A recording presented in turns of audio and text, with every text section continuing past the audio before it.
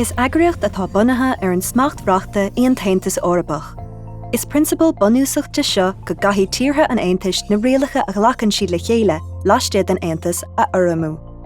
Is féidir le duine a neantar dochar díreach dó de bhór manachtain tír dlí an Aontas a chéile, agra a dhéanamh ile domáistí os cóir a gcuirt náisiúnta, agus más gá, féta an brethebh náisiúnta ceistena a thar chuig an gcuirt bhreithúnis chun carú lo an cása chinne. Déanann an comisiún fearrachán rialta cibé an bhfuil tíortha ag clí le dlí an Aontas, go díreach agus trí aber leantach a dhéanamh ghearáin a áonn sé ó Heránaigh.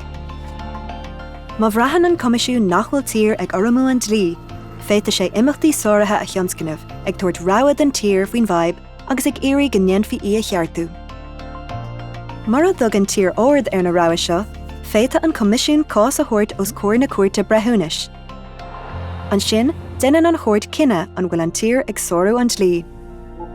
I gcás ina Míníonn tír reachtaíocht náisiúnta a achtú chun dlíthe áirithe an Aontas a chur a bhaim, féta an comisiún a éirí ar an gcuirt fiáil a ghearra sa chéad chás a thortha sí. I gcás ina eile, má dhéanann tír neamhord ar an gcéad bhreithúnis cuairte, féta an comisiún cás eile a thionscanmh.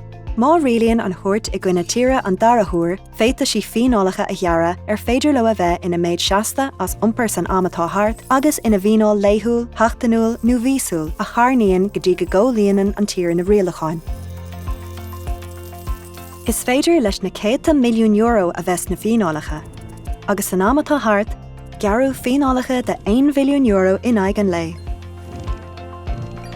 Trí na móna seo ára híonn an tAontas go gcloíonn a bhallstad ile leis na rialacha atá ghlacha acu le chéile.